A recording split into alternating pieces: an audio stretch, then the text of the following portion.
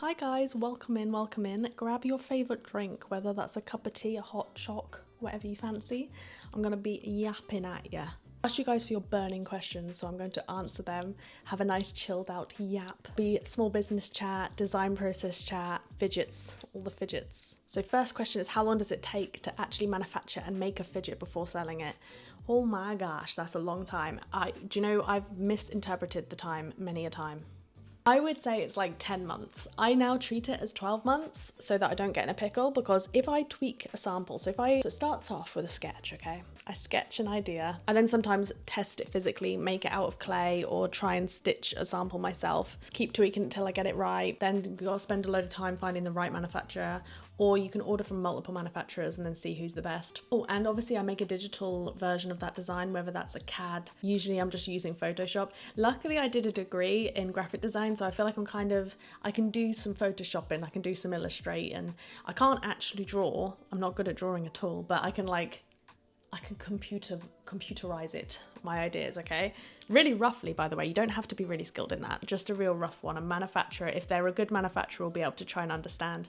And they'll ask questions and you can then answer it. But anyway, yeah, so then you order a sample. Maybe you get samples from different ones, so then they arrive and you write off some of them because they're pants. Then you might tweak it and then you need to get another sample, and it's back and forth for ages. Most products that I do have had tweaks to them, like Fidge, or even like the recent launch, the Flora fidget plushie, that took so many tweaks. They weren't getting the petals right, the face wasn't right, like it took tweaks. And same with the original took even longer, obviously, because it was the first one I ever did. Basically everything I do took tweaks, even the fobbles, the fidget hair bubbles.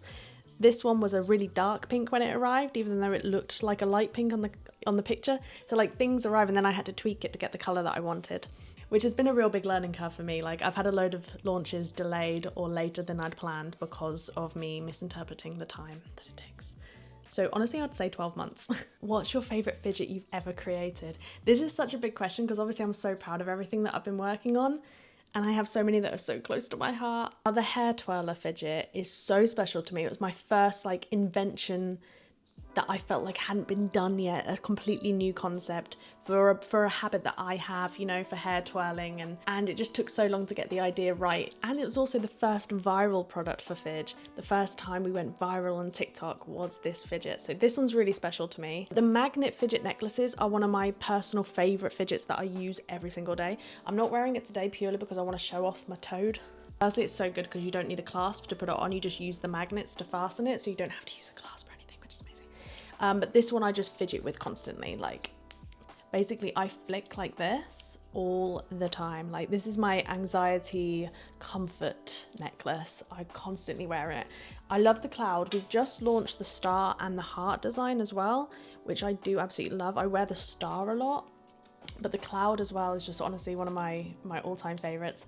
It's like a bit of a bigger design, so I quite like it because it fits in my hands really easily when I'm fidgeting with it. This is where it gets complicated because the fobbles I wear every single day. These are the fidget hair bubbles. And this concept as well I'm so proud of, because I always fidget with my hair scrunchies, always have one on my wrist. The fact that it's now a fidget, like I made a fidget version, is like my dream. So I'm really proud of that concept. And then obviously you can't forget Fidge. Like Fidge is so special to me. Fidge has become our bestseller. Fidget plushie with mysteries hidden all inside that you can rummage and watch TV, and I use Fidge all the time. So it's a really hard question. I'm biased because obviously I've designed everything myself and I love everything. So it's really hard. But those are the array of favourites. What inspired you to start the business? So I've been doing ASMR on YouTube for the past 10 years, full time.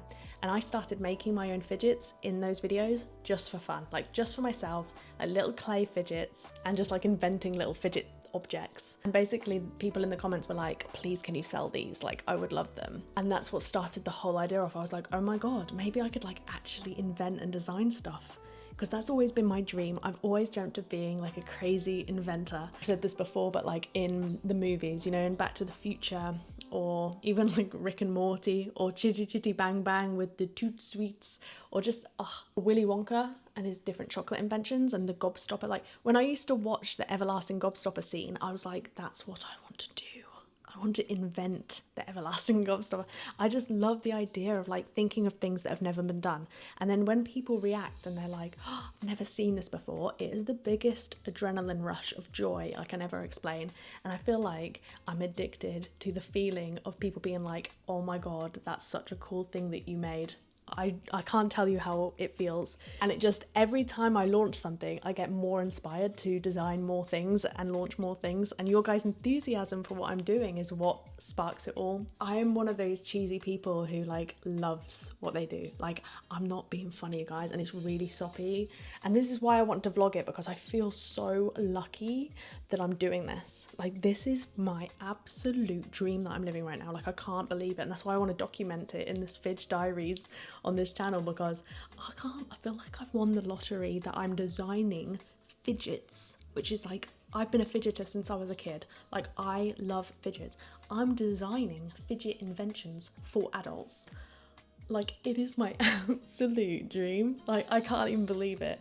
Will there be a new plush character in the future? Yes. I am currently working on 2 new characters. I'm going to keep making the Fidge variations as well. I've got so many ideas for different Fidges, but my concept, right, for plushies in general is that I want every new character or creature to be a completely different type of fidget. So you've got Fidge, who's filled with different mysteries that you rummage and search, right? Like I Spy, but for your hands.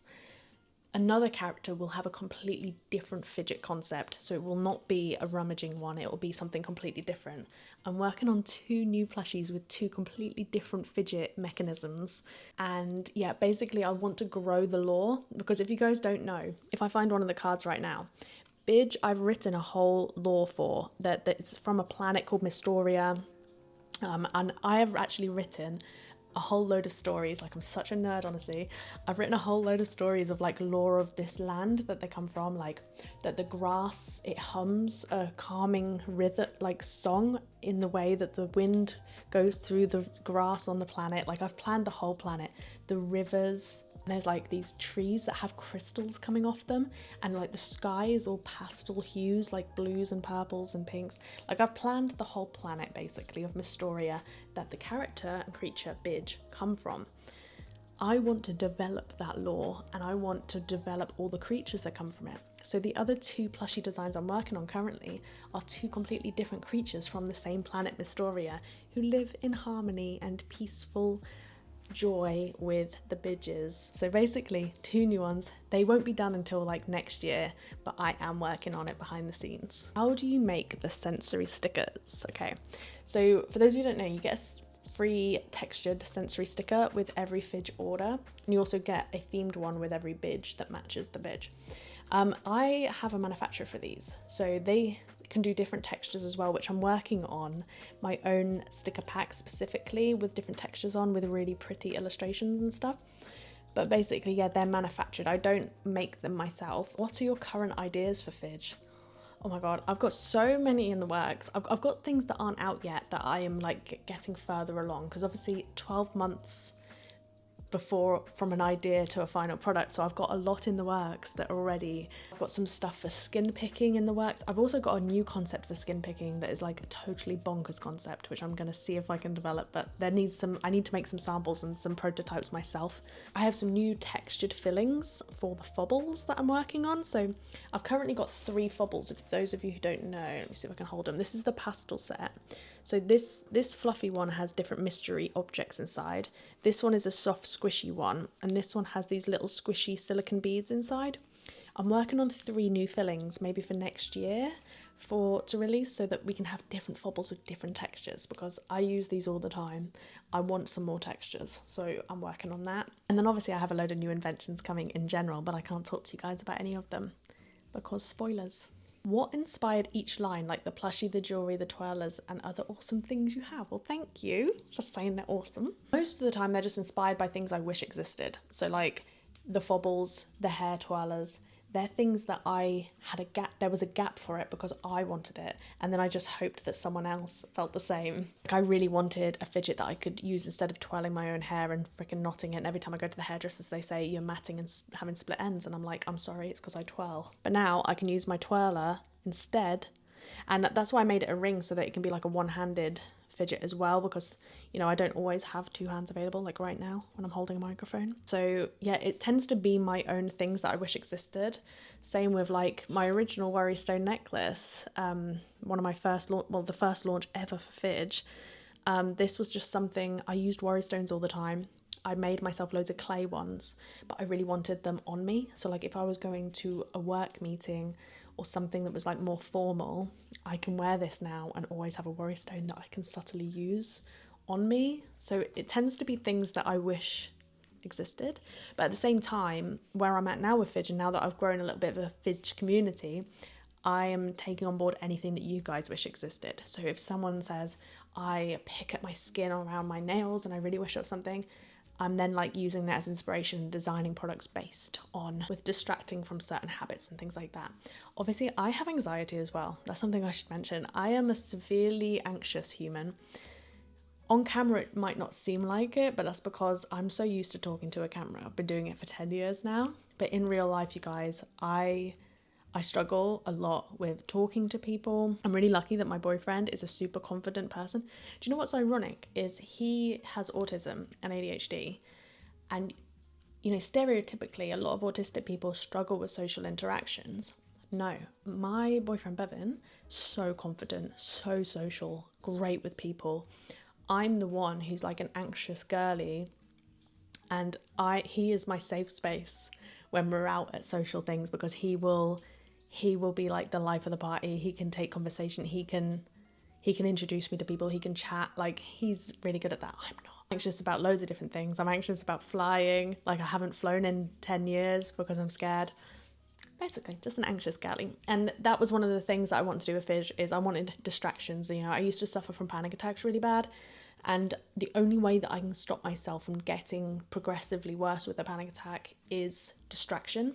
So a lot of the fidgets that I design as well, I want to distract my brain. And I'm actually working on a new product for next year that's specifically to take with you to distract you. Like it's a distraction tool that's also so much fun. Like it's really, really good fun, and I'm really, really proud of it. It's probably my biggest project so far.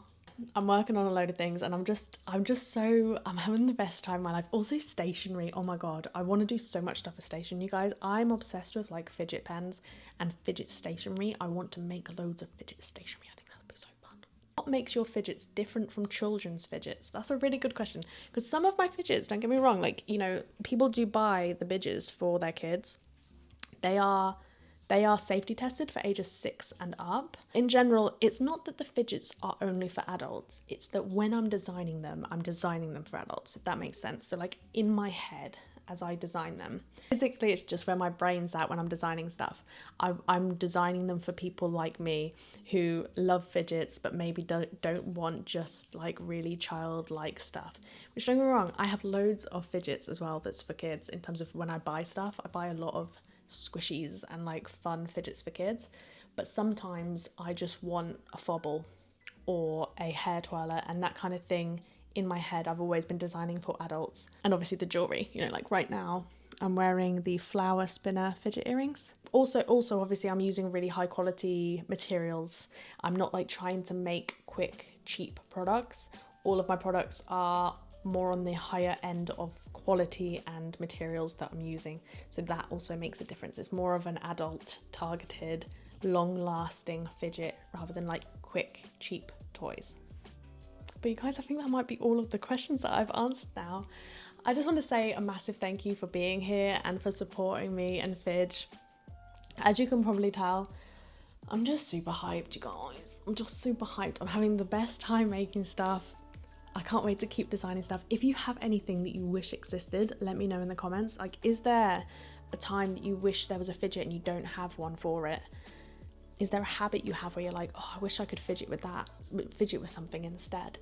Also, I'm just obsessed with this t-shirt, you guys. I love it. It's from Lazy Oaf. I'm a Lazy Oaf girly, but it's an expensive brand. My boyfriend got me this for my birthday, for a birthday present, and I just can't tell you how much I love it. And I've got a frog butt picture up there as well. And just a really quick random story that's completely unrelated. I'm mainly obsessed with frogs and toads because my nan, bless her soul, my mum's mum, She was, we called her Mad Nan, basically. Her nickname was Mad Nan, and she had a fear of frogs and toads. And I used to prank her when I was a kid. I used to buy like fake frogs and toads, and I used to put them under her pillow. And when she got into bed, she'd just absolutely freak out thinking there's a toad under there. And basically, since she passed, anything frog and toad is just like all over my life. Like anything frog and toad I just buy. I would love to do like a frog collection or some kind of fidget jewelry frogs for her. I feel like that would be the coolest thing, because I know she would hate me wearing this shirt right now. She'd be like, what are you doing? And that's what makes me so happy about wearing it. Anyway, I'll end on that note. Thank you so much for watching, you guys, and I shall see you in the next video. Bye.